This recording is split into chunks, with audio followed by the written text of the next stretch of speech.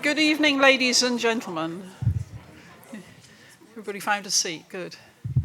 Welcome to tonight's event. My name is Deborah Smith. I'm Pro Vice Chancellor for Research here at the University of York, but I'm also the university lead, the chair of the Athena SWAN Steering Group, and it's under the auspices of equality, diversity and inclusion and the work of the Athena SWAN Steering Group that we're here tonight for this prestigious lecture.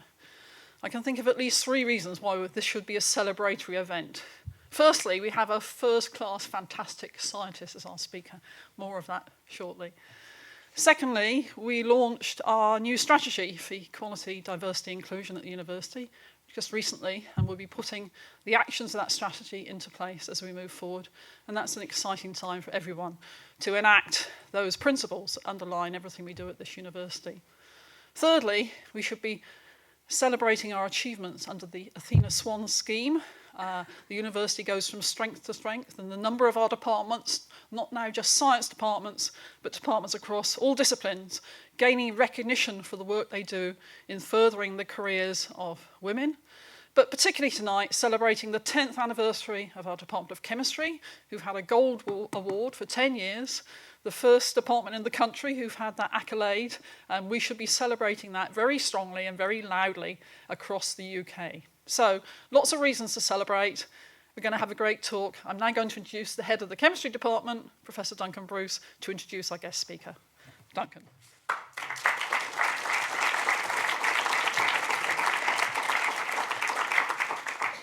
Thanks, Debbie. Good evening, everyone. Thank you for coming along to what I think will be really quite a fantastic evening. In fact, it's my duty to introduce two people to you. And first of all, I'm going to introduce Kate Trevilius over there. Kate is a geologist by training, but says she found that research was taking a bit more time than she had the patience for.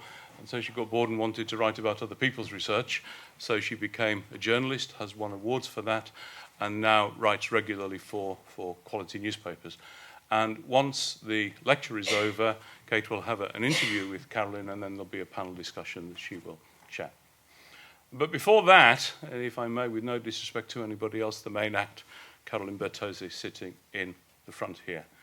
We have made this a celebration around Athena SWAN, but Athena SWAN is happening in academic departments, and what do academic departments do? They teach students and they do research. And so what we did yesterday was to celebrate the research side of that. We had the most wonderful half-day symposium, which was rounded off by, I think, one of the best talks that people who were there are probably ever likely to hear for some time. This was Carolyn's work that she described. She's professor of chemistry and an investigator at the Howard Hughes Medical Institute. She works at Stanford University in California. And the insight and the imagination that she brought to the work she presented was truly, truly stunning. It really was a masterclass in lecturing. I'm not going to go through, as Gideon said last night, to go through all her awards. We'd still be here long after you'd all wanted to go home. But I will mention the fact that she was elected to the Academy of Sciences in the US below the age of 40.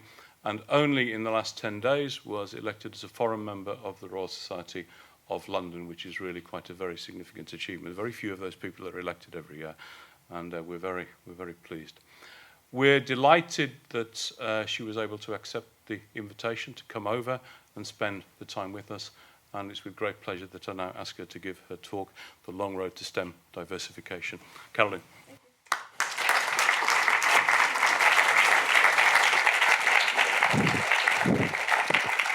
Thank you. So first of all, let me just say congratulations to York. This is my little card for you that I put together. It's just an amazing achievement that I think two things. First of all, that the chemistry department achieved the gold status 10 years ago. And let me just tell you, from having been in chemistry departments for the better part of 30 years of my life, it's the fact that chemistry department was so far out in front compared to all the other departments. I'm extremely proud to be here as a guest of this chemistry department. It's truly a disruptive achievement, I think. And I'm going to try and bring out this theme of disruption as I tell you my little story tonight. So the title that I sent before I really understood what I would be talking about was this notion of the long game of STEM diversification. And the long game, that's a phrase that people use when they're talking about something that has a horizon much further out than anyone usually feels comfortable thinking about. And I've sort of come to the conclusion that you really do have to keep your eye on the long game. Because in a process like, women's equality, and tonight I'll also talk about lesbian and gay equality, I think, if you focus too much on the short term, there's just as many setbacks as there are forward movements. But if you kind of focus more on the long term, you can kind of see the progress, and I think that brings some optimism to the table. So the other thing I'll say is, whereas yesterday I was, a scientist talking about my research, tonight I'm just like a regular person, just talking about my life. And so I thought what I would do is just kind of tell you the story of where I came from and my training and how I became interested in the scientific problems I'm interested in, but also maybe deliver the message of the sort of weird discordance that is behind the scenes. Because I think, when you don't know somebody's life and all you see is their CV, or you see their 1-hour science lecture after an introduction like that one, you might not realize that they're just really no different from you. And that's, I'll tell you, is the truth. Okay. So who am I? I'm American, okay? And I grew up in the town of Lexington, Massachusetts, right? Which has its namesake here in England. And in the United States, our claim to fame in Lexington is that this is where we fought the Battle of the Revolution. And our measly little army was able to defeat yours. Yours, of course, was, I think, comprised of kind of like the B list that kind of got sent over to the United States. But this is such a matter of pride for Lexingtonians like myself that every year on April 19th, which is the holiday of Patriots' Day in Massachusetts, we reenact that battle on the Lexington Green. And this is the statue of the Lexington Minuteman, who was one of the soldiers. And all of the men in the town of Lexington get dressed up in these outfits. So these are like, people's dads who got up early that morning and literally put on these uniforms and pretended to have a battle. And some of them fell down and died, and it was just very dramatic. And after that, we all have pancakes. So that's Patriots' Day. And I grew up in an academic family, as it happens, because my dad was a physics professor at MIT. And that's the Massachusetts Institute of Technology. It's a very famous, international institution that is about a 30-minute drive from Lexington, and it's in the city of Cambridge. And so, I think a lot of people think that if your parents were academics, that increases your likelihood of becoming an academic. And I think probably the statistics would support that assumption. And definitely, I think the fact that I grew up in an academic family it sort of insulated me from some of the prejudices that might have driven me away from a scientific career, but not so much in the way you might think, because I don't ever recall a time when my parents said to me, you should be a scientist, and in fact, you should get a PhD, and you should become a professor, right? That never happened. But instead, what I can say is that my parents were, especially my dad, he was very adamant that his 3 daughters, which he had, and I'm the middle one, he was very adamant that no teacher would infect us with the idea that there was something we couldn't do.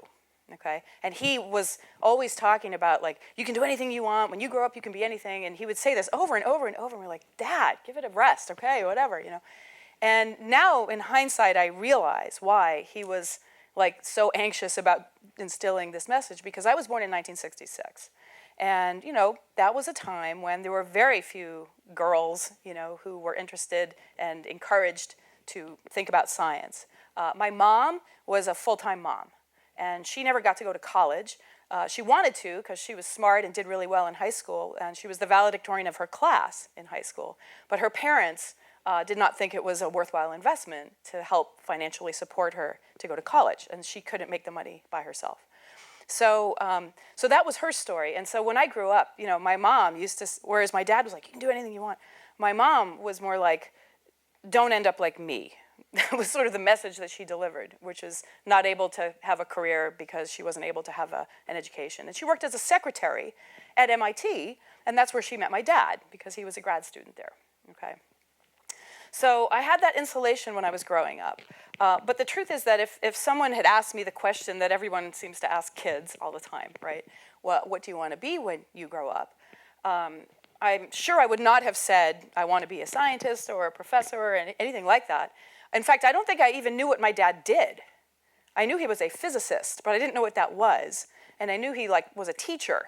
So I thought maybe I understood that, except that he seemed to sit around in his pajamas all day most of the time and didn't really go to work much. And when he did, it was like all night long, and I didn't really understand it, okay?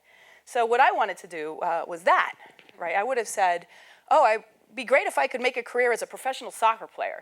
And if you don't know the American soccer scene, this is Mia Hamm. And she was one of the first, kind of media darlings of the nascent women's soccer league, the professional soccer league, which didn't exist when I was a kid. So that sort of came into being in the late 1980s when I was sort of graduating from college. So there actually wasn't a career path in soccer, but if there had been one, I think I would have tried to make a go at it.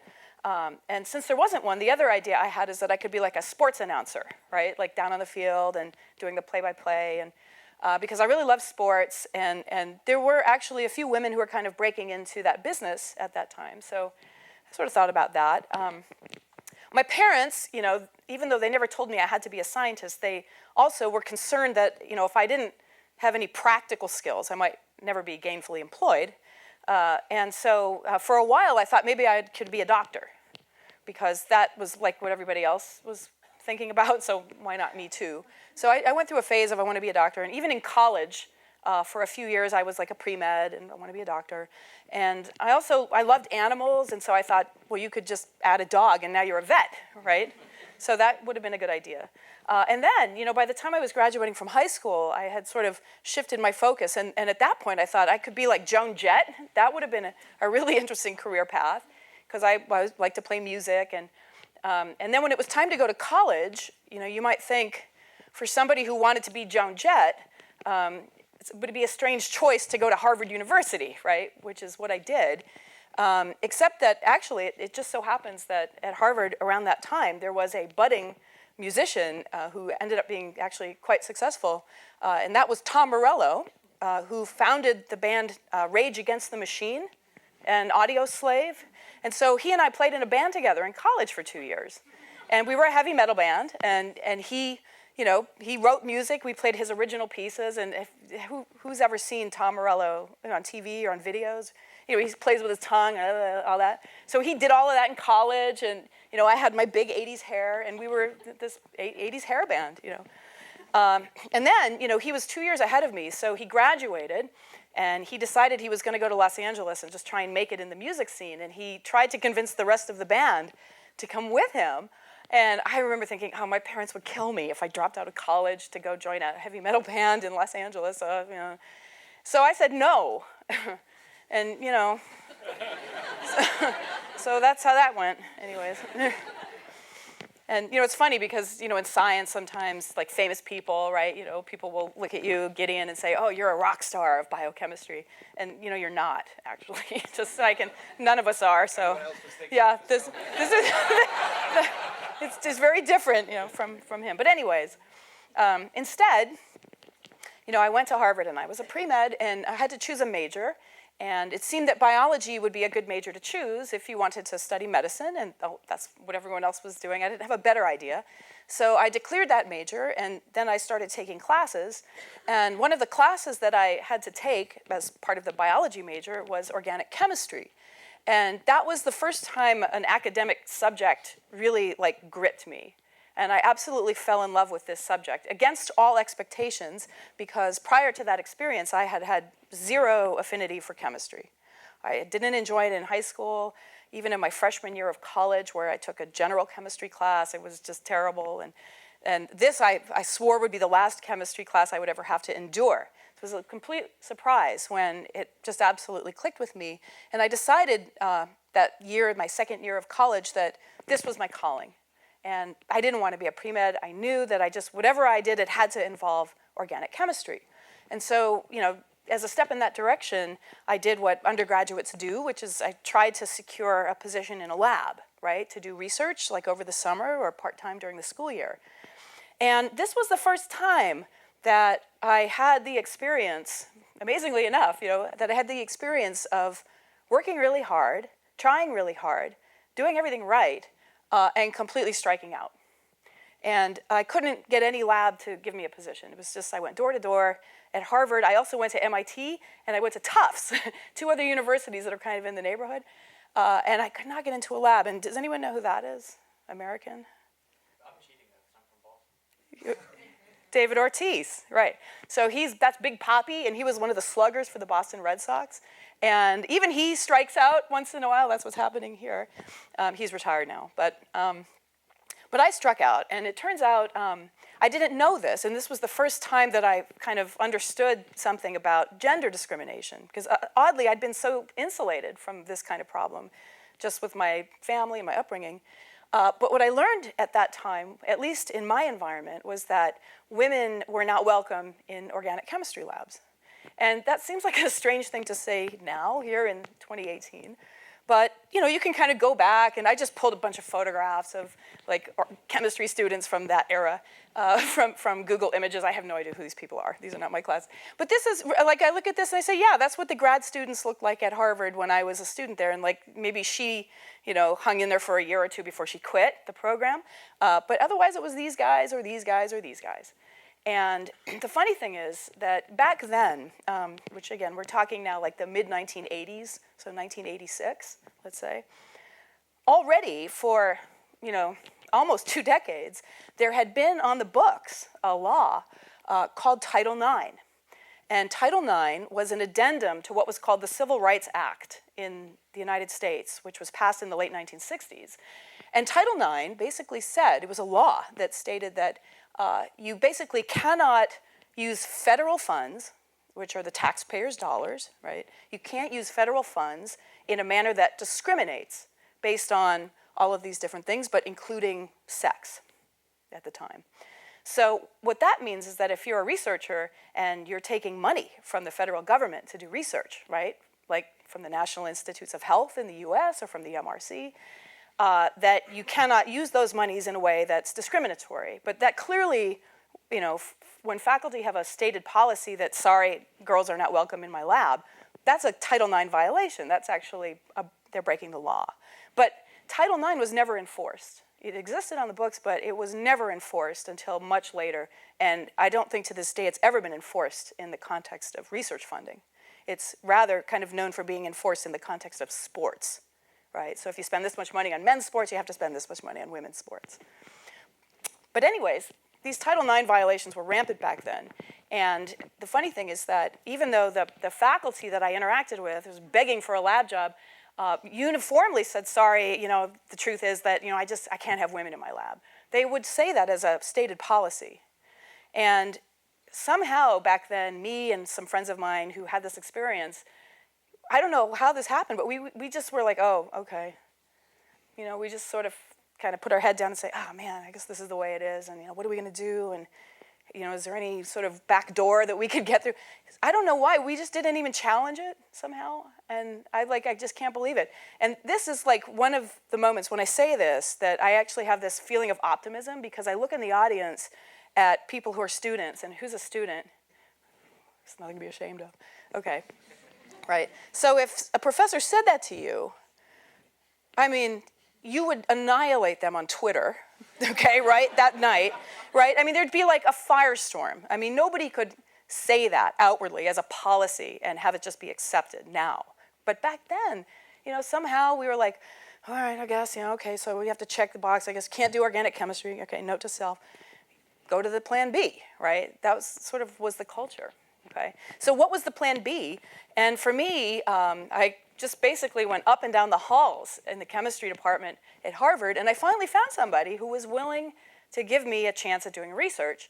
And he was a young, fairly new assistant professor at the time named Joe Grabowski, and he was a physical chemist. And Joe's shtick was that he couldn't get any grad students to join his lab, because back then, if you were an assistant professor at Harvard, the chance of you ever getting tenure was almost zero, right? So it was a bad bet, and no grad student would work for you. So these assistant professors there were just like alone in their labs with nobody except some undergrads. And so that was the opportunity, right? You know, in the business world, I was undervalued, right? And he was understaffed. And that's a perfect storm, actually. That's a good business investment for him, and it was an opportunity for me. So what I did for my undergraduate thesis was to build an instrument, and it was called a photoacoustic calorimeter. And it was a great experience, actually, because it was so far above my head. And on day one, I remember thinking, how will I ever do this project? I can't even pronounce the words. I mean, what is all this stuff? Do you even know what this stuff is? You know? And I had to write computer programs, which was like a new thing back then. And you know how it is with research, right? Every day you make a little progress, you do a little something, you learn a little something, and it just accumulates. And a year later, I had built this machine, and we were collecting data on it, and I wrote a thesis, and I won a prize. And it was a great experience because I built a lot of confidence. Even though it wasn't really what I was interested in doing a priori, it was an opportunity, and I felt like I made the most of it. And the cool thing was that, so now I'm a physical chemist, sort of by default, and Bell Labs, which is a company that doesn't exist anymore, but it used to be this great research, industrial research lab in America. And they had a fellowship program for students between undergrad and grad school. So for 3 months, you could go and work there. So, and it was for physical chemistry. So Joe said, you should apply for this thing. So I did. And I got that fellowship. And so I got to spend 3 months working at Bell Labs as an intern with Chris Chidsey, who is an analytical chemist who studies electron transfer processes that are important in the semiconductor industry. But actually, it turns out later on, he left Bell Labs, as did everyone, and took a faculty position at Stanford. And now he's my colleague. And he turned out to be actually very important a few years after this internship in sort of helping me think about applying for academic positions. And the truth is, I would never have met him had I not worked for Joe, which would never have happened had I not been totally shut out of organic chemistry. So life is a little funny that way, right? So what did I learn in college from all of this? I learned some chemistry, but I think more importantly, I learned that there's going to be frustration, which I really hadn't experienced that much in my life before that, and that you can just crumble, right? Or maybe you can go to Plan B and create an opportunity, right, and make something positive from it. And that was an important lesson because that's how life is, I think, for everybody, right? And also that's how research is in science, right? How many of us, from day one think, I'm going to do A and actually do A? We all do B, right? And if you can really kick B's butt, you're going to be successful, right? I think that's a great skill. Okay. The other thing, though, I learned, and again, like it's hard now to think back at why, I wasn't more, I think aggressive in getting my interests met. But at the time, I also left college thinking that your options are actually limited. And I started to think like, my dad, when I was a kid, was like, you can do anything, you can do anything. And I remember leaving college thinking, no, you can't. Which, was unfortunate, but that's how it was.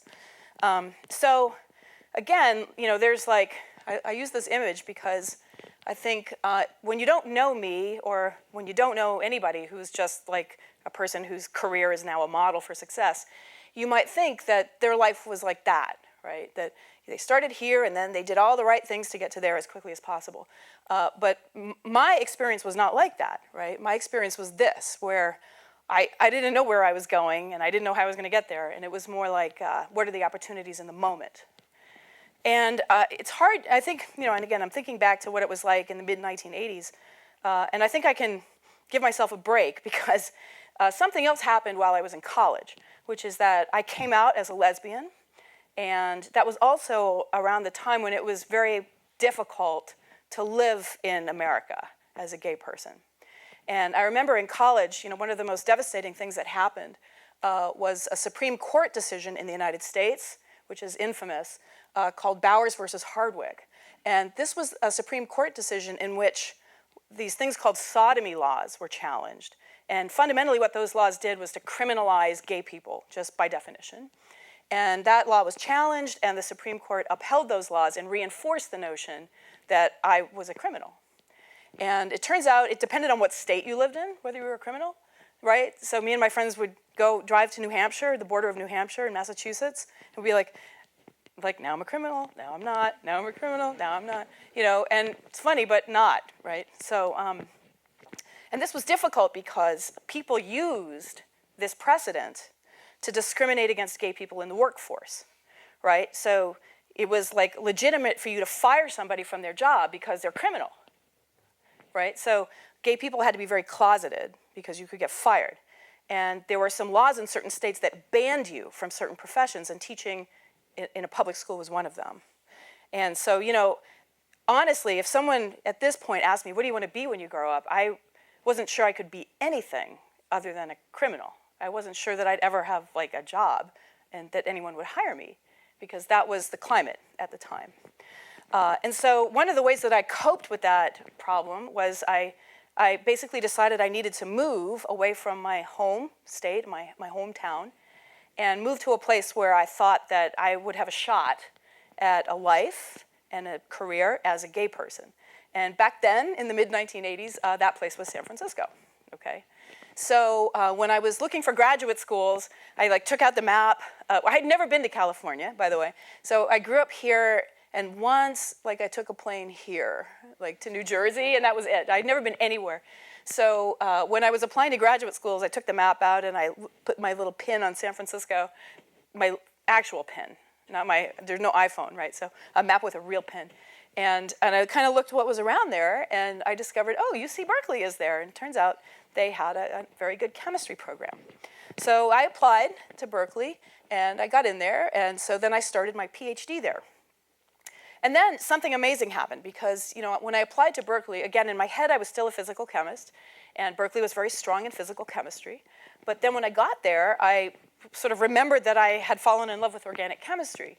And I met a young professor named Mark Bednarski, who is, again, kind of fit my theme of young Polish professors, because Joe Grabowski and then Mark Bednarski.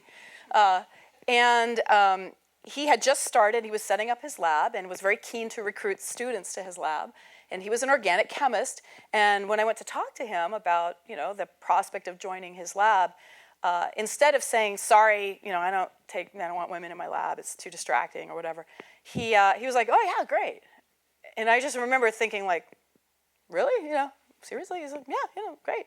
So, and then I admitted to him that I had never actually done any organic chemistry. I had no experience whatsoever. I had been building instruments and writing code and stuff. And he was like, that's fine, well, it's not rocket science. I'll teach you, okay?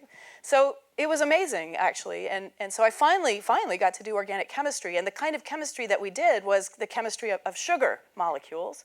So Mark was the person who introduced me to sugars. And then I just fell in love with them. And it was all part of the same amazing experience of finally kind of breaking through that barrier. And I've been working on sugars ever since, which is how I came to know Gideon and how I got this wonderful invitation, I think. So that, of course, had a very lasting impact on me. But there was kind of an unfortunate turn as well in grad school, because in my third year in the PhD program at Berkeley, Mark was diagnosed with colon cancer. And this was shocking because he was only 33 years old. And, colon cancer we think of as a disease of older people, but there it was, and it was an aggressive form. And so he basically quit his job when I was sort of halfway through my degree, and was treated and went through lots of rounds of chemo and surgery, and he fought the good fight, but eventually he lost, and then he passed away. So, I think about him quite often, and I would like to think that if he were, still with us today, he would be like a person in this audience, and I would really have enjoyed that. But he had a profound influence on me, and it taught me a lot about priorities.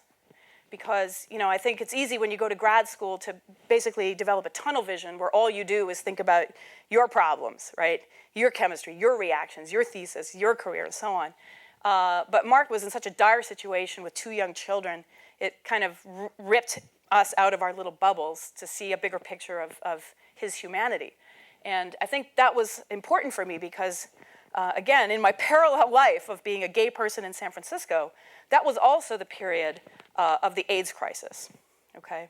So, in the 1980s, when HIV went rampant in American cities, and when the HIV virus was discovered as the causative agent of AIDS, the disease at that time was quite concentrated in the gay community. And unfortunately, with that came some really ugly politics. And so, the federal government wouldn't even acknowledge this disease. There was no research money to work on HIV, and the pharma companies at that point really were not all in yet, although later they were. And so the gay community mobilized and became very active around the cause of research funding for HIV. And organizations like ACT UP formed, and in New York there was Queer Nation, and I had a lot of gay friends that I had made out there in San Francisco, and some of them were very sick. So we spent a lot of time sort of protesting and trying to meet with people and inform people about what this was. And part of it was just kind of coming out and letting the world know that as a gay person, you are a human being and you deserve dignity and respect. And to achieve that, we had to be more visible. So it was a kind of this point in time where people were wearing, like, I had this T-shirt, for example. That's not me wearing it, unfortunately. I have no photo. Since it's before iPhones, I have no photographic record of any of this, because I never had a camera. But I had that T-shirt, and I would wear it to, chemistry department every day in grad school, and that was back then considered pretty outrageous. But we felt like this is what it took, for people to kind of stand up and take notice. And also, unfortunately, this was before the drugs that we have now, which can prolong lives and actually give someone a normal lifespan if you take them reliably. But back then, there were no medicines. It was a death sentence. And a great many of my friends died during that period of the 1980s to kind of mid-1990s. So, when I look back and think about what grad school felt like to me, I always thought of that as like my era of mortality. When my graduate advisor got sick and a lot of my friends were sick, and I just felt like I was constantly in hospitals during that time. But I think that also teaches you resilience, because life has to go on, right, even when the people around you are sick. So I spent so much time in hospitals that I kind of regained my interest in medicine, which, remember, I was a pre-med once upon a time. And I started thinking more about, what could I do as a chemist to try and, improve biomedicine and give people a better shot at a healthy life. And having some knowledge of sugars turns out to be actually quite useful in this regard, because sugars play a very important role in human biology and in human health. And sometimes they go off axis, and that can lead to a disease, which is what I talked about yesterday, and it was cancer. So, one of the most important biological functions of sugars is they're basically like a forest on the surface of cells. And they allow cells to interact with other cells that have receptors that can recognize the branches of the trees in this forest. And these interactions are very important in normal biological processes, especially in the immune system. And then sometimes they go wrong, and that can lead to a disease. So I decided I wanted to learn more about that. And toward that end, I finished my PhD and then decided I would do a postdoctoral fellowship with a biologist interested in sugars. And that person ended up being Steve Rosen, who is an immunologist at UCSF, which is a medical center in San Francisco. So that was right across the bay, pretty close by. I didn't have to move. And I joined his lab and ended up working there for 3 years. And that's kind of when I really kind of earned my stripes as a cell biologist. And then this positioned me to go and look for academic jobs after those 3 years. And as it happened, UC Berkeley, where I had just been a few years earlier as a student, had an opening. And I didn't know that, actually. I had, at that point, no clear career goal, but it was Chris Chidsey, who was at Stanford, who said, Carolyn, you should apply for these jobs. And so I did, and then they hired me back at Cal. Okay, that's UC Berkeley, okay, Cal. So that is me, actually, in 1996, and it's like painful to look at these old photos where you don't have any gray hair and everything. And that was me in the balcony of my first very own office, and I was like, couldn't believe that someone had given me a job in an office in a lab, and I could just, do what I want. And things started to actually go very well for me after that period of mortality, because 1996 is also the first year where HIV protease inhibitors and reverse transcriptase inhibitor cocktails were made, and they were actually keeping people alive. So there were a couple of friends of mine that I thought I was going to lose, and they were literally retrieved from the brink of death by these drugs. It was unbelievable. how these drugs have changed the whole way that we think about HIV. So this brought me some optimism as well. And I, recruited people to my lab, and we started doing things and publishing papers. So they very quickly promoted me from assistant professor. 3 years later, I got tenure, and then I was an associate professor, as we call it. And then, people started nominating me for awards, which was incredible. This is an award that I won back then, which got a lot of attention. And then in 2000, I was elected as an investigator of the Howard Hughes Medical Institute. And a lot of chemists had never heard of this, but in biology circles, this is a very important thing because it's kind of like a validation that you're cool, right, and that you're successful. So to have that validation actually gave me a lot more market value than I otherwise would have had. And also, it turns out there was a very important person, Tom Cech. He's a Nobel laureate, and he was the president of HHMI starting in the same year that I was elected. Okay, so he was the brand new president, and I was in this new class of fellows, and he's the one who called me to say, hey, congratulations, we've elected you to Howard Hughes. I was like, wow, that's so cool. And then he said, oh, and so the way it works is, from now on, you'll be an employee of HHMI, no longer of UC Berkeley. You'll be a Hughes employee. I said, oh, so then I have to ask the question, because at that time, I had a partner. We'd been together for a long time, and she had basically decided to quit her job and go back to nursing school, and we needed health insurance. And at UC Berkeley, they had a thing called domestic partnership benefits. And have you heard domestic partner? Did they use that term here? Okay, domestic partner is like a second-rate marriage, okay? And at the time, that was what you could get if you were a gay couple, but at least it brought benefit rights. And I had that, and I said, does Howard Hughes, do you have domestic partnership benefits? And Tom said, I don't know, because he was the new president. And he said, hold on a second. And then he put me on hold. And then he came back and he goes, so it looks like we don't. And I said, oh. I said, well, then I have to decline because, I can't afford health insurance in the US. We have to pay for our health care. It's really expensive. And my salary was crap at Berkeley. And then he said, well, wait a minute. Let me find out why we don't. Then he comes back. He says, well, it turns out no one had ever asked.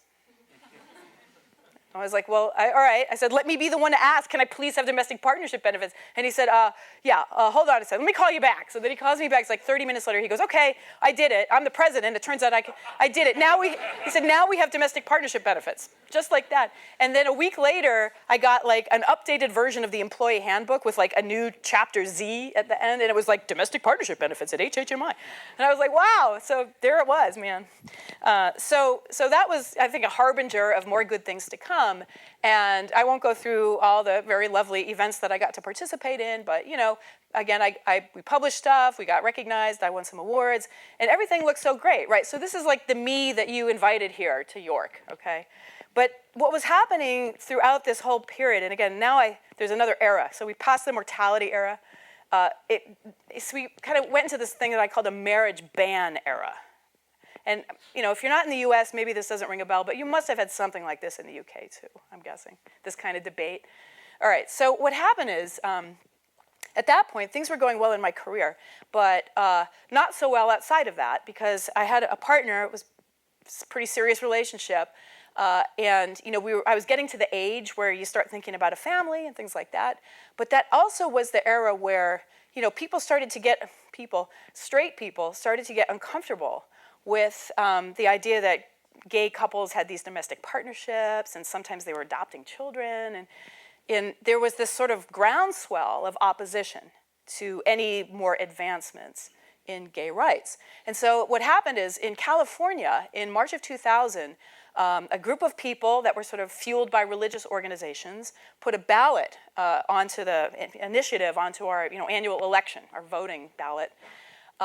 And it was basically something called Proposition 22, and this would have been a ban on same-sex marriage in the state of California. And the reason they wanted to do this is because another state in the U.S. was toying with the idea of allowing same-sex marriage, and there was a bit of a backlash, right? So this was the California backlash. And it passed. And so, suddenly there was this sort of, you started to realize how many people around you thought that you were still a criminal. I mean, there was really no other way to put it. And, I had to walk to work and see like this filthy stuff like this. And these horrible ads were on TV, just like infecting your living room. And all of a sudden you would see this garbage on TV. And this was a difficult time because there was this weird discordance. Because on the one hand, I would go to work and, someone would give me a plaque, right? Someone would give me a medal. I'd win an award, publish papers, and everyone would say, oh, you're so great. And then I'd go home and people say, actually, you're garbage and you're worthless. And like, you're not even good enough to be married. And that's what life felt like for a gay person like me in that period of time. The interesting thing then is then sort of like the idea of disruption, right? So Athena SWAN is maybe a disruptive thing. And it turns out that there's something disruptive happened. And of all places, it was my hometown of Boston. Because then in 2004, something was percolating through the court systems in Massachusetts. And they decided, because of our state constitution, we've decided that we actually have to give same-sex couples the right to marry. So suddenly, you could get married in Massachusetts. And as it happens, the day after this initiative passed, I got a phone call from the people at Harvard. And they were like, how'd you like to move to Harvard? And I was like, this is so interesting because, now we're in the year 2004. And, it was only, less than 20 years earlier where, like, I couldn't even be an organic chemist at Harvard, right? And suddenly they want me to move to Harvard, and they're baiting me with the right to marriage? Really? Okay. This was a very interesting time. But I thought about that, and I actually came close to making that move. But then things were sort of also kind of shifting around in California. And about 4 years later, the people in California basically brought their cases to the state Supreme Court, and that court overturned Proposition 22 as being in violation of the state constitution in California, which guaranteed equal rights, okay?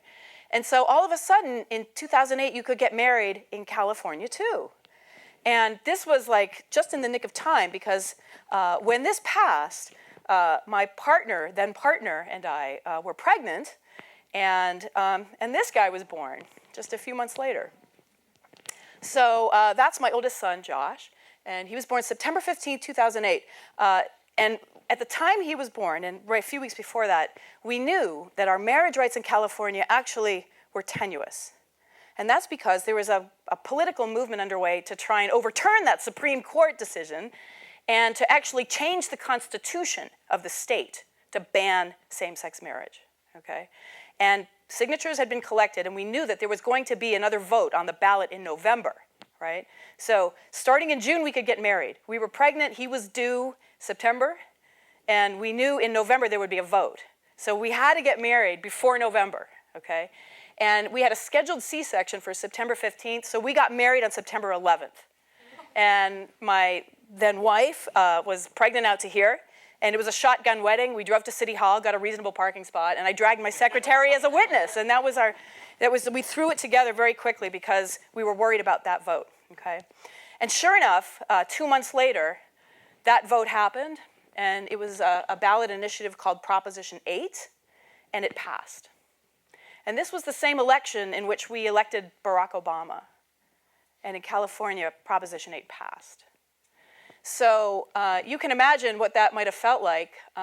These were the kind of posters that were all over the lawns and the things that were on TV. These were the people that were marching around the streets of San Francisco. And then when it passed, these were the people celebrating that they had banned or maybe annulled my marriage. And these were my friends that were devastated. And I had a 2-month-old baby at the time. And like when you have a 2-month-old baby, you're already pretty out of whack. And this absolutely destroyed me. And what's interesting is that the day after this election, I had to do this, okay? So I was, at that time, the director of a nanoscience institute at Berkeley that is called the Molecular Foundry, right? And I had taken on this directorship, and I was hiring people, and we had built a brand new, beautiful building at the Lawrence Berkeley National Lab, and I was hiring people to work here. And we had a groundbreaking ceremony that had been scheduled long in advance, and I had to be there for this groundbreaking ceremony. So here's the photograph. That's Mike Honda. He was our congressman in our district in California. That is Steve Chu, and at the time, he was the energy secretary in the United States in the new Obama cabinet. And these are other dignitaries from the Department of Energy, and there's me. And, this picture was taken, and we did the ceremony, and there's a thing back there and a picture here, and then this picture was framed, and it was put up there in the building. And there I am, and I look like I'm so excited. I'm dying inside in this picture. I'm dying because the night before, they voted against my marriage, and I thought that I had lost my marriage and that my child was no longer, I didn't have any parental rights of my 2-month-old, and I had to suck it up and get up there in that suit and have this event, okay? And I hate looking at this picture because nobody knows that but me and you now, okay? But that was the life of a gay professional at that point. So things got even weirder after that because these marriage ban things started popping up in every state, and all the states said, geez, if California can ban marriage, anybody can ban marriage, right? And so all these initiatives were popping up, and I forget exactly what year this map is, but we went through this period in the United States where whether or not you could get married as a same-sex couple and whether or not that marriage was recognized just depended on what state you were in, right? So this is a map where the blue is you can get married there, okay? So there was a period of time where there was Massachusetts, they started it. It kind of started to sort of reverberate to the New England states. Oddly enough, Iowa, right, which is like this Midwestern conservative heartland state. Talk about disruptive. At one moment, I'll never forget when I read the newspaper and I was like, is this like The Onion or something? It's like a joke, They got in there and they got in there, but then, you had these green states. These were states where it's like, you're not a first-class citizen, but you can be a second-class citizen and have a domestic partnership. That was sort of where I lived, in green states. And then there were these red states where they were like, you might be married in Massachusetts, but you're not married as far as we're concerned, and there's no such thing as domestic partnership, okay? And in fact, in Texas, you were a criminal there until 2003, right? They held on to their sodomy law until the bitter end. So, and I had these young kids, and I remember thinking I would get invited to give a lecture, like somewhere over here, somewhere, like let's say, in Ohio, right? Ohio State University invites me to come and be the department seminar speaker, and I would think, gosh, do I want to go there? What if the plane crashes? What if I get stuck there, and then my family can't visit me, and I'm not married to my wife? And I had these like crazy, like paranoid thoughts about traveling places,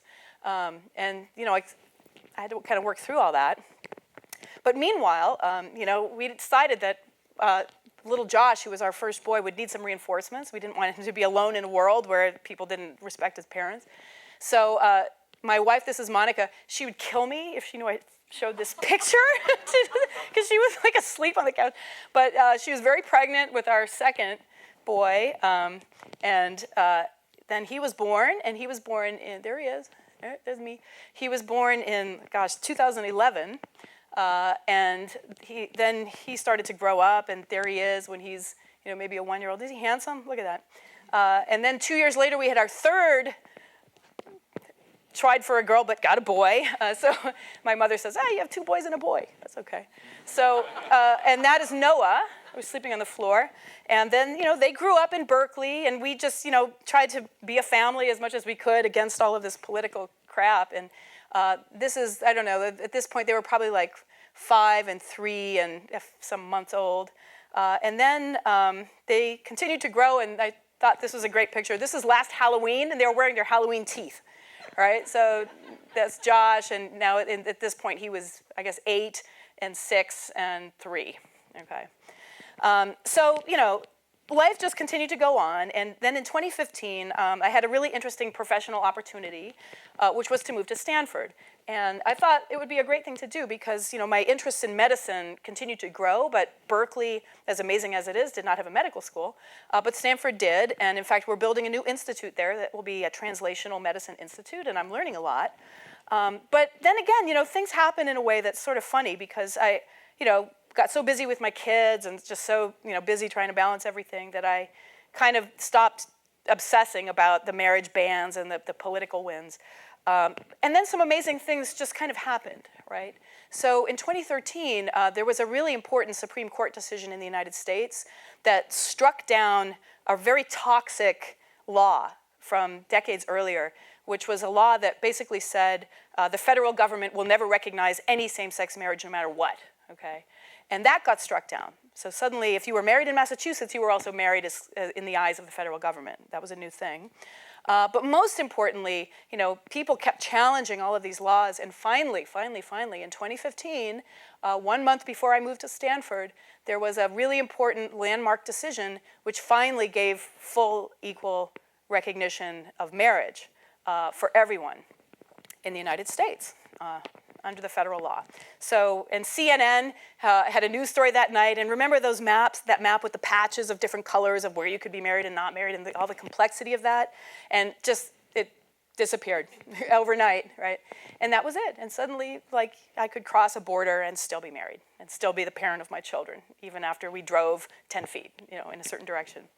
So, for me, this is a very important, it's important for me to look back and remember all of this, because in a 30-year period, we went from Bowers versus Hardwick, which is gay people are criminals, to the Obergefell decision, which is gay people are human beings with equal dignity and equal rights.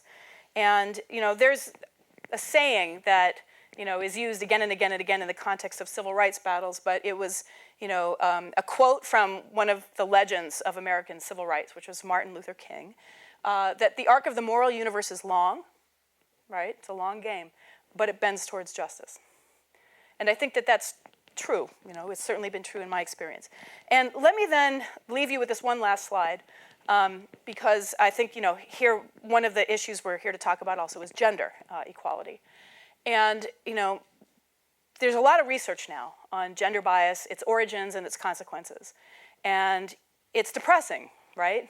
Because every article you read ends the same way, right? Which is like, the progress is slow, women are behind, and women are suffering from all these different things, and it's very hard to achieve gender equality. And there's so much negative messaging that I worry that my students who hear it all will just say, well, God, why bother? There's other things you could be doing, right? Where you don't have to push a rock up a hill. And just as a case in point, this article just came out a few days, was it maybe a week ago, where once again, somebody did a big data analysis to understand the gender gap. And the point of this paper was to figure out how long will it take for women to achieve parity in science. And as a proxy for parity, they used the frequency of publishing in scientific journals as a last author or a first author, right? So let's just say that that's a metric of parity, and how long will it take, okay? And you can read through the data yourself, but I'll just bottom line it for you. If you're a chemist, it will take 50 years. And this is based on current rates of change, right? And if that's true, it won't be in my lifetime, pretty much, right? Because I'm 51, so, right, realistically. But it could be in yours if you're a student, or you could disrupt, right, and change the rate of change. And so an interesting question is, how do you disrupt? And I think Athena SWAN is onto something with that. The other good news is that at least you're not a physicist, okay? And if you are, 258 years. So that's like not even my kids and their kids, but maybe the kids after that, right? So this really tells you that you need to disrupt, right? That's not okay. I don't think that's an acceptable horizon. That's just too long, okay? So think about that, and think about how do you disrupt, right? So that we can change these kinds of numbers. And with that, I'll just thank you, and we have now a panel, I guess, discussion. Thank you.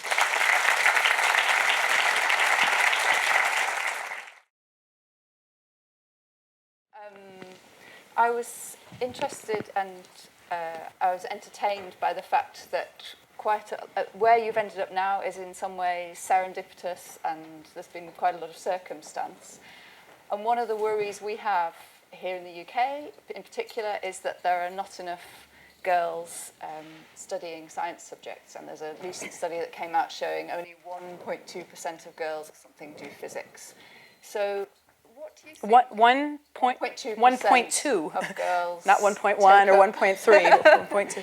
Yeah, and Wow. 5 times as many boys take up physics. So that's Okay. one example. But do you think, what do we do? What kind of disruptor do we throw in there to mean that girls don't cut off their options later on? What ideas do you have? Well, I don't think I have a really good idea, because otherwise we'd be doing it, I suppose. You know, and again, I don't know the root cause, and I'm sure there's like 100 root causes, depending on who you ask.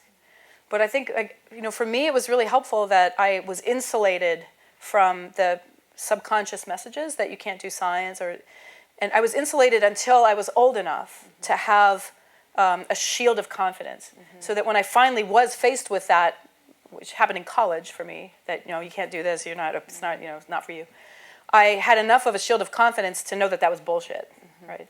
But I think, you know, when you're a kid, and if you don't have that insulation, then, you know, you can get infected with that disease very early on. And so to the extent that, you know, kids can be kind of shielded from this, that could be very important. And one thing I'll tell you doesn't work, I think, because I get asked to do a lot of outreach where people want me to go to a school and tell girls, look how cool science is, don't you want to do science? And that doesn't work because I think actually the girls already know science is cool. I don't think they think science is uncool. That's not it. It's something different from that. I was wondering from what you said whether we need more flexibility in the system, because I thought it was lovely that you really enjoyed music and you were kind of torn in these different directions, but the flexibility was there that you could step sideways at various points. And sometimes if education is very rigid, then it's hard to do that. That's true. But, I would agree.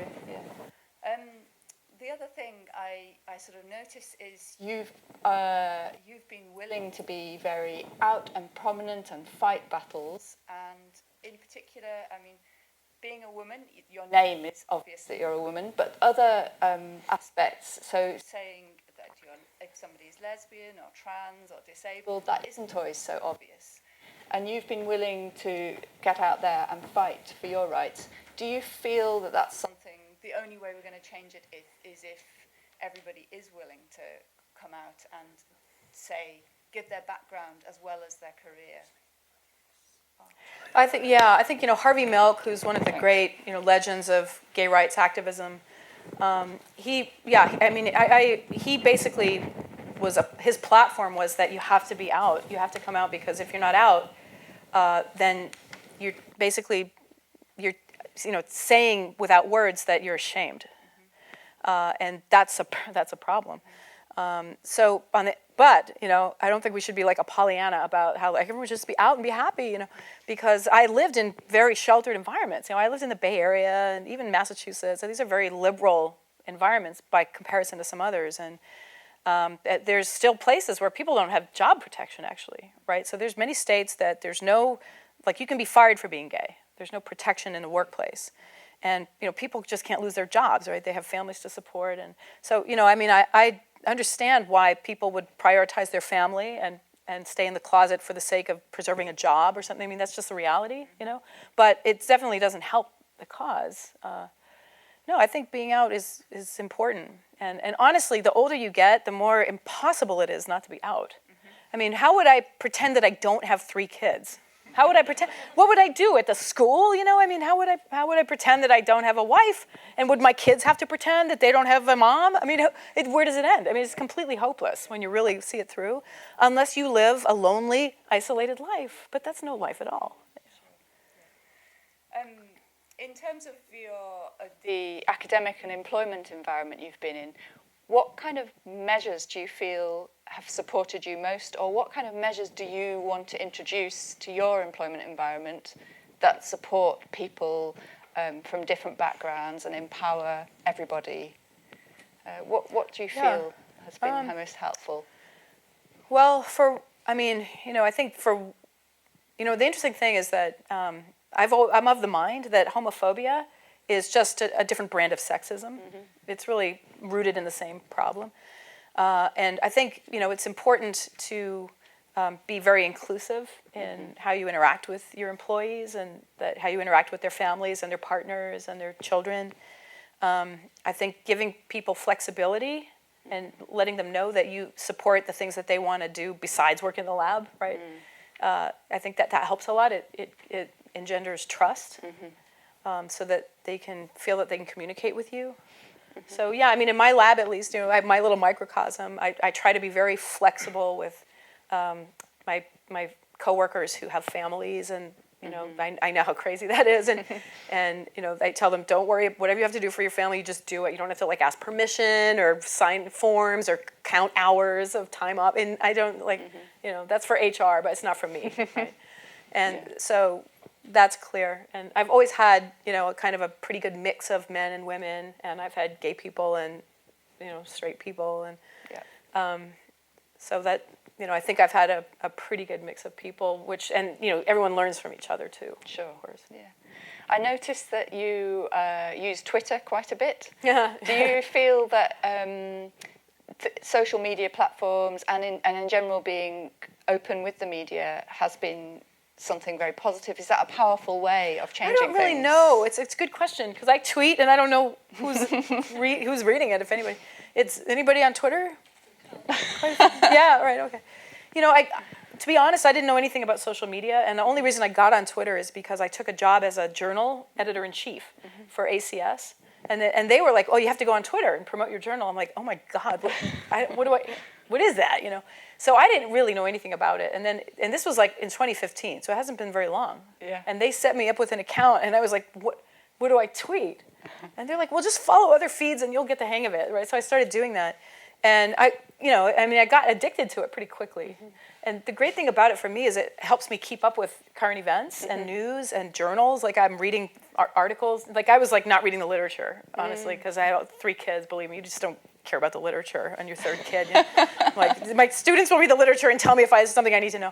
But like I started following it, and I very quickly felt like I was really like up on things in real time. And so now I'm like totally like, you know, trying to keep up with things on Twitter. But I don't know. It's a good question. I don't really know whether there's much impact there. Twitter has an impact on me. Yep. I don't know if I have had an impact on anyone else though, through Twitter. Yeah. Okay. Yeah. And what do you feel are the kind of biggest hurdles we're facing now in terms of equality and diversity? What do you think are the things that we've got to work hardest on? You know, I mean, I would like to see certainly more women and more people from historically underrepresented minorities in leadership positions. I think that is like a problem that has not been solved, and it doesn't seem to have a simple solution. And I don't have one either, you know. But I do think that when I was an undergrad, you know, an opportunity came to me and I took it, and it wasn't exactly like what I had in mind for myself. But I said, you know, I don't know what's going to happen in this lab job. I don't even understand the project, but I think it's a thing, and I'm going to give it a go, right? And I've done that a few times, like, you know, when I was offered that directorship of that nanoscience institute, and I was like, you know, I'm not really a nanoscientist. That's not like my center of gravity at all, although it's interesting, you know, from afar and everything. And I remember thinking, like, do I really want to do this? It's a little bit off trajectory from my research interest. But then, you know, I thought, hey, it's an opportunity to learn how to be a director, and I could learn a lot from that, and have, you know, be in a leadership administrative role. So I took it, you know, and I'm glad I did, because I did learn a lot. Yep. Even though, you know, after 5 years I was pretty burned out and ready to do other things. But so I think, you know, maybe if there's a way that we can put opportunities in front of more women, I think they'll take it. Yeah. So the question is, how do you create those opportunities for them? Yeah.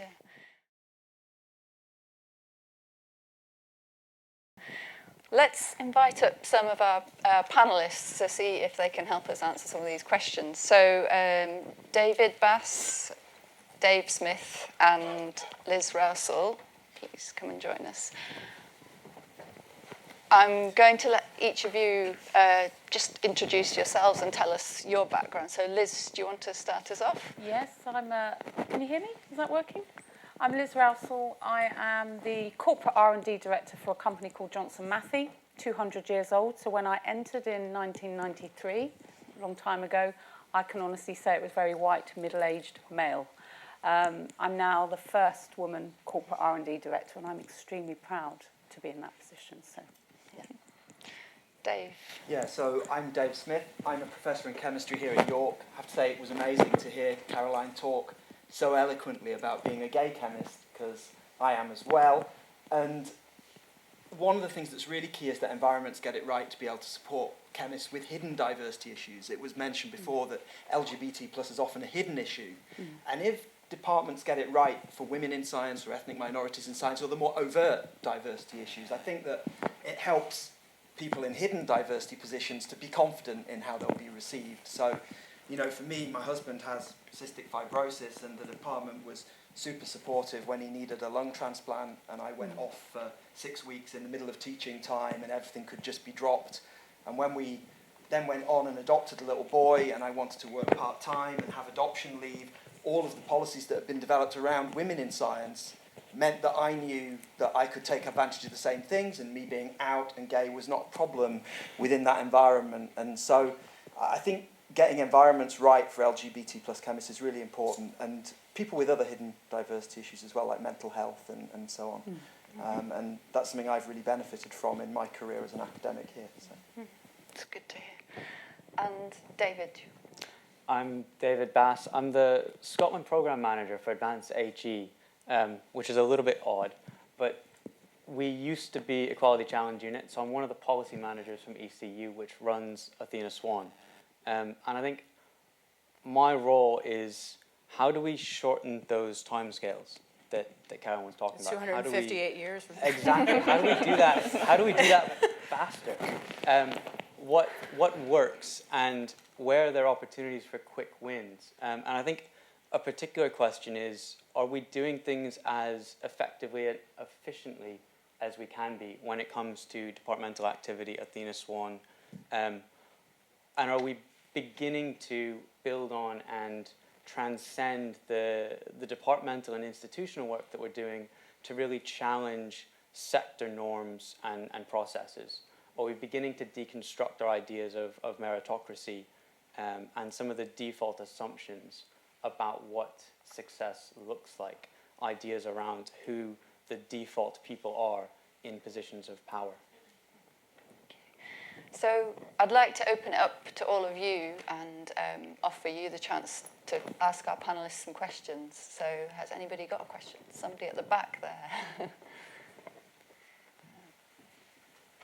Hi. Before I start my question, let me just say that you're an amazing storyteller. That was very entertaining. And this is just to echo your earlier statement about pushing the boulder uphill when it comes to affirmative action issues. And my question is really harkening back to what Sandra Harding first proposed, and the question goes, is it worthwhile expending the immense time, effort, and agony necessary to carry out the affirmative action struggles when the root of the problem lies outside science, instead is in the organization of society, in gender relations, and the uses and meanings of science more generally? That's my question. Okay. Carolyn, do you want to? Oh God, do I have to start say this off? I think the answer is yes. But the interesting thing is, I think sometimes a small act can have huge reverberations, right? Just like asking Tom Check on the phone if I could have domestic partnership benefits instantaneously changed the policy of the Howard Hughes Medical Institute, and others after that took advantage of that. So that was a small thing. It didn't cost me a lot of like emotional like currency to do that. But then there were other things that took its toll on me, you know, and caused me to sprout gray hairs. And you know, you have to decide what you have the bandwidth for, and that will change in different parts of your life. So when I was young and I was marching with ACT UP and everything, I had the energy and the anger and the fury, right, and all that. Then when I was having kids, and I just couldn't be bothered with it. You know, I was too busy and other priorities, right? And I imagine as I get older, maybe the kids, you know, have more independence. I might have more of a bandwidth to do more, right? So, but I think it is important to at least, you know, say what's on your mind, and let people know that it's an issue. Yeah. Dave. Yeah. I think there is something peculiar about STEM as well. I mean, it probably applies to some other disciplines, but there is, David touched on it, there's this real meritocratic view in STEM. Scientists like to imagine they're really analytical about things, and they will judge people based on how many papers they've published and what their H index is, and anything they can put a number on, they'll put a number on it, and that's kind of, in a sciencey view, that's an authoritative, meritocratic way of judging people. And it's absolutely prevalent. All scientists are doing this, I think. almost subconsciously all the time. And it's got to be broken through because it takes no account of the person underneath, those personal stories that Caroline talked about. And, you know, what happens then is scientists put on this very professional shell around themselves. Never let any of their personality leak out. They want to be a professional scientist. I'm not going to tell you that I had to go on so long maternity leave because you might think less of me. I'm not going to tell you I had mental health problems for a couple of years because that's going to be a real issue in how I'm perceived by this supposed meritocracy. So I think that really needs breaking through, actually, and that is quite peculiar to STEM disciplines. I don't see the same in social science areas. I think there's much more willingness to look at a person and to see the person in their own research interests, and I think it's different in different disciplines. So I think STEM does really have to look at itself hard as well. Liz, have you got anything to add? I think this is quite interesting because I'm an industrial scientist and I don't recognise actually some of the struggle that perhaps you have in the academic meritocracy.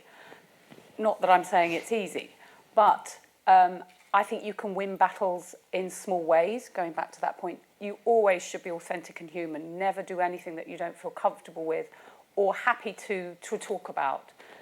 I once was at a learned society when I was a very young scientist, and it was absolutely uncommon to go into another room where there was a woman. And at first, that's very daunting, and I think a lot of scientists will probably find they're still in that position today. But I went to the table and I was pouring myself a cup of coffee, and the white middle-aged man next to me said, "Black, please, with milk." And I realised he thought I was the waitress. And I've done waitressing jobs, it's fabulous, I've really enjoyed it. But I thought, So he sat down and I made a point of sitting next to him. But first of all, I put his coffee cup in front of him. And then he looked at me and I looked at him, and I put my card in front of him and I sat down. And he said to me, "I'm so ashamed." And I said, "So you should be." I said, "Don't do it again." And so you can win battles at all levels. It's not easy. And I am a rather optimistic person, and I was reflecting through your narrative, because I'm exactly the same age as you. And some of your battles that you won, I thought, actually... 49. 21. We started when we were babies. And I reflected, actually, I tended to always put a positive spin, and that actually sometimes is not correct. But I think it's how you deal with these challenges at the time and how you move forward. And I can honestly say, in my organisation now, I have a 33% non-UK national population, and the percentage of women increases as we go up the seniority scale, and that is very unusual. So I'm very proud of that, and I'd like to see that happen in academic institutions too. David. It's a very good question. And it makes me think of a couple different things. I think there's an aspect to this that is just very hard. I think chemistry at York has been doing this very well for a long time, certainly predating Athena SWAN. And you need to see that replicated in chemistry departments across the country before you're going to see more tangible and faster progress. And I think there's something about how we coordinate and do that work at a sector level. But there's also something about leadership and more direct action and actually taking advantage of the tools that we have available. And I'm hesitant to phrase it like this, but I think to a certain extent, diversity is a choice in many ways. When it comes to leadership, certainly, we're choosing not to have diverse leaders in our sector. And I think there's opportunities for faster progress there, both because of how we undertake some of these processes and in terms of the tools that we're not using. So we had a conversation earlier about positive action, and Carolyn and I were talking about why I'm not coming back to the States. One of the reasons is the Equality Act and the UK's legislation. It gives us really strong rights and it allows us to do things in different ways. But by and large, we're not taking advantage of them in ways that we could be. So we don't use the tiebreak provision when it comes to selecting our leaders. We don't use stronger forms of positive action. And we know they work. We know that we can take a hard look at merit and we can find the right people when it comes to leadership positions. In Scotland, we've had a really strong emphasis on gender and governance, and we've seen the proportion of female governors in Scotland in universities go from about 25% to about 50% in 5 years. Wow. Which, the idea that there's not enough qualified women out there is complete crap. And if you look at it from that perspective, it really does emphasize that we're choosing not to have women in senior roles. I would say that's true for governors. I would say that's true for senior leaders as well, for principals, vice chancellors, and PVCs. If you take a hard look at how we're defining who should be doing these roles, and then we go out and find the right people, the evidence shows that actually you can find women, you can find BME people that are very qualified and do very good jobs. Interesting. Let's open it up. And has anyone else got a question they'd like to ask?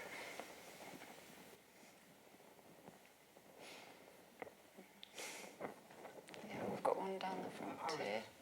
There's a microphone just coming.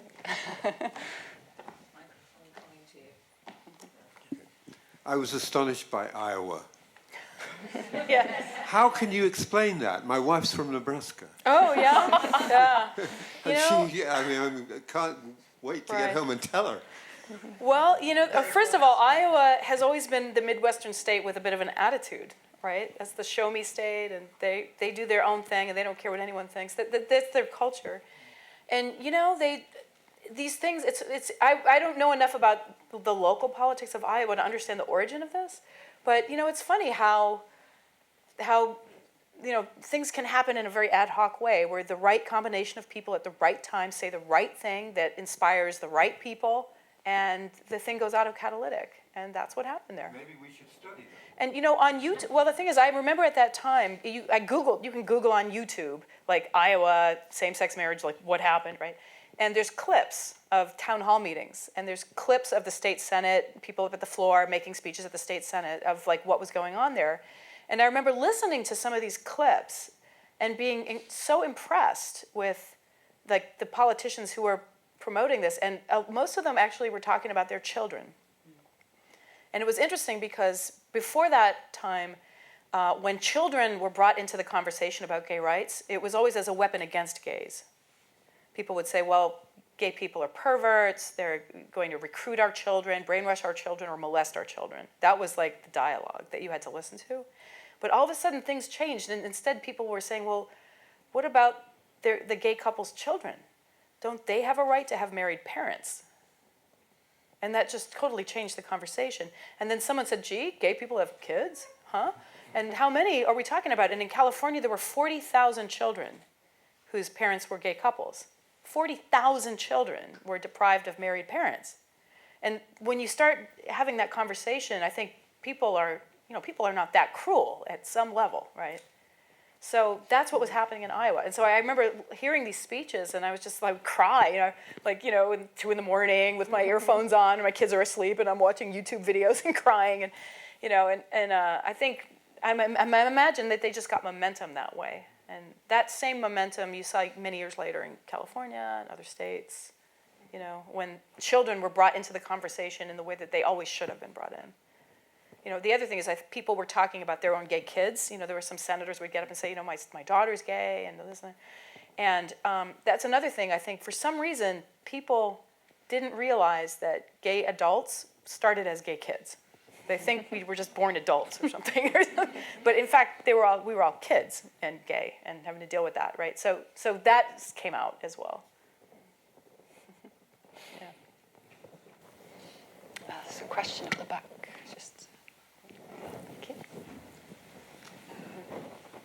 When asked what are the best tools to bring about equality, social scientists split right down the middle. 50% say provide equal opportunities and the system will sort itself out. 50% say no, you must be much stronger than that. You must set quotas and targets and expectations and even punishments if you don't achieve that. What are your thoughts on that? Who'd like to start us off? Shall I? Well, Yeah. this is really difficult actually, and one of the things I will share, I think you can help yourself, because when I was contemplating applying for our R&D corporate director's role, there were 10 criteria to tick that you needed to have for the role. And I ticked 9, honestly. And I thought, well, that's me done then. I can't go for it. And the CV had to be in by 6 o'clock on a Monday, and at 5 to 6, someone persuaded me to put it in, as it was. And when I had the interview with our CEO, he said to me, he said, I noticed you didn't put it in till 5 to 6. He said, what possessed you? And I said, well, Robert, I can do 9 of those things, but not the 10th. And he said, you know, your male colleagues would say, I can do 1 of those things, I'll put my CV in. So there's ways you can help yourself. And I would urge really young women, because honestly, I really learned a lot from that. And I think young women do need to think about that when they're applying for things, to get over that.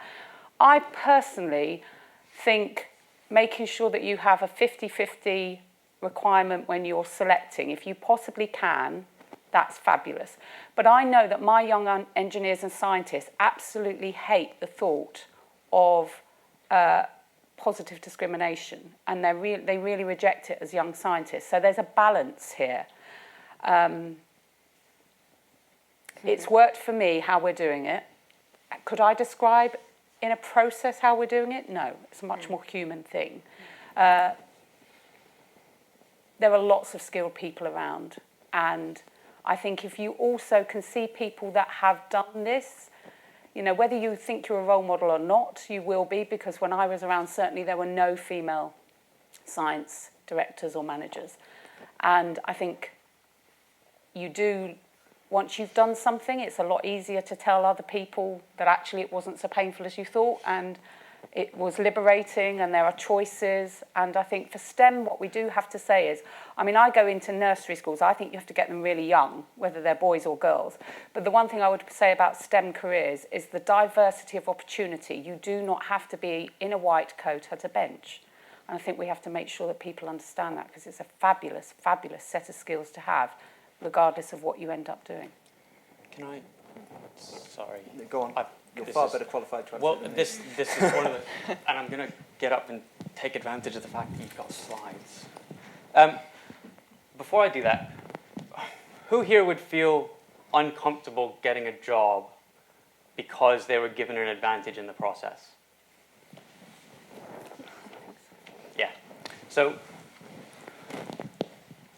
my take on this is, we talk about positive action, and positive action is defined in the legislation as giving an advantage to a group that has a protected characteristic. It's giving advantage to women. And everyone puts their hand up because we have a bias towards fairness. Human beings want to think the world is fair. And I think those two things in conjunction are atrocious. They're playing with how we understand who gets what opportunities and our notion of fairness and what equality of opportunity actually looks like. Equality of opportunity is a complete myth. Positive action isn't about giving people an advantage so that they get opportunities. Positive action is about recognizing that that other white straight men already come into these roles with significant advantages. And if we don't use positive action, then we don't level the playing field. So I think we have to flip how we think about this. We have to actually start from the premise that there already are most of the people that are in senior roles getting there because of an advantage that they have. And we have to therefore take action to address that.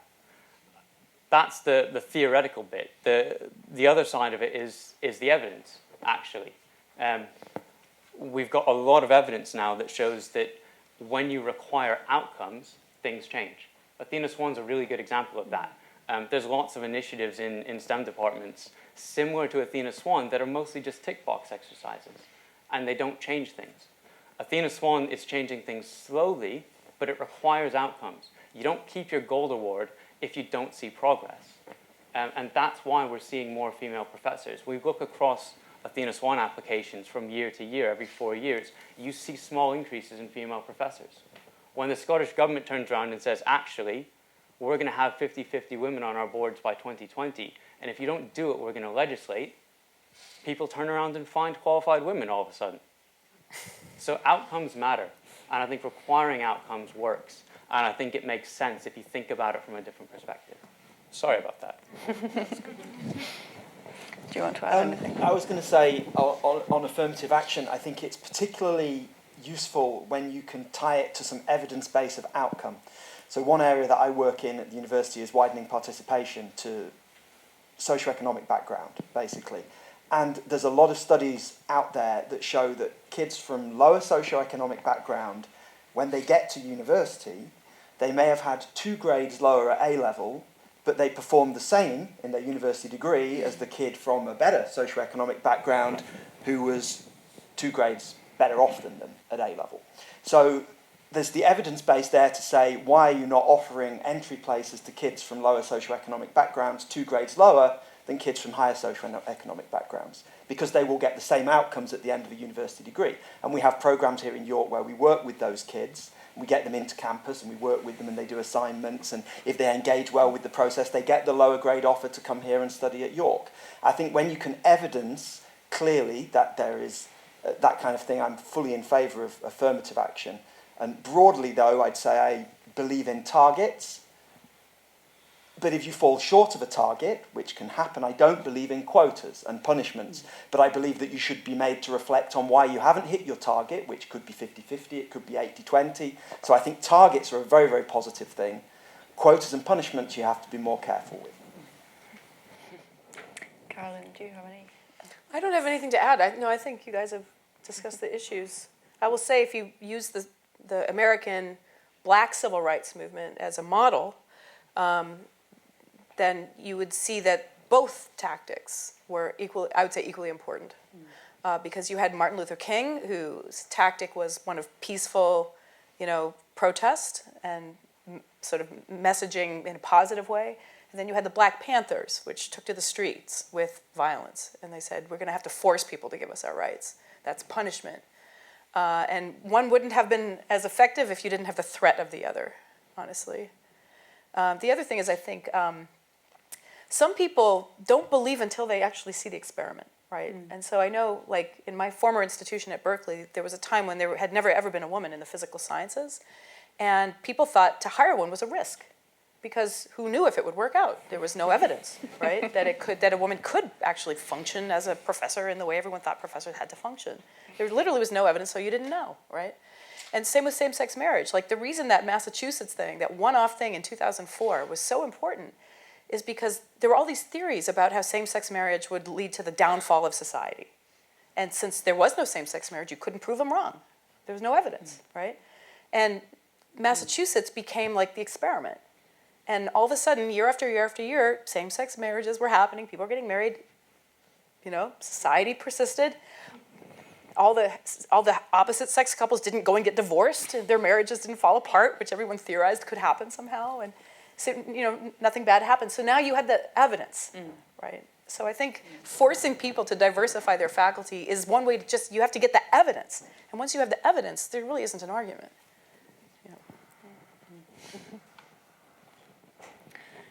I've got time for one really short question, just one here. Thank you again for your talk. I will expand a bit on that question about Iowa. It's about kids, so Les David, I'm sorry, I don't know if you have kids, but it's about raising children, and you said that your family insulated you from those prejudices in the science. And then when you grown up, you had this confidence to stand and do what you liked, organic chemistry and science.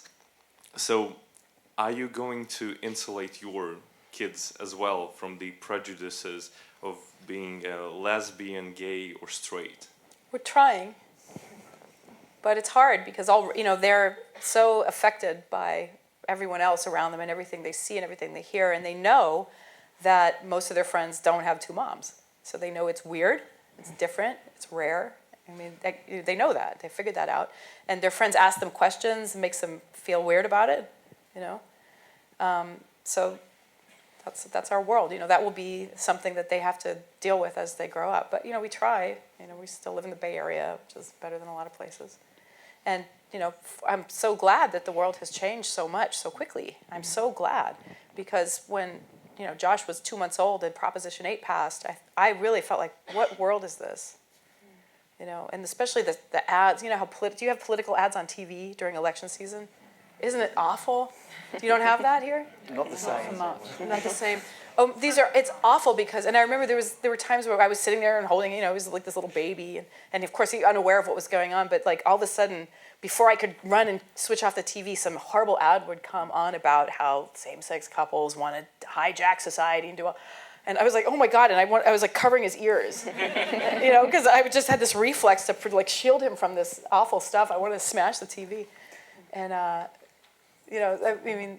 Kids are cool though. I mean, our little boy, he's 5, and we heard him telling his friend Ivy in the playground, and they were just having some conversation the other day. And he was, no, Ivy, don't be so stupid. I don't have a mummy and a daddy. I have a daddy and a pop. That's what I have.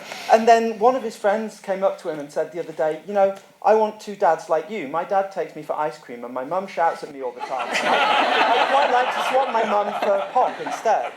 So, and actually, kids that age, they kind of have it sorted more than you might imagine, funnily enough.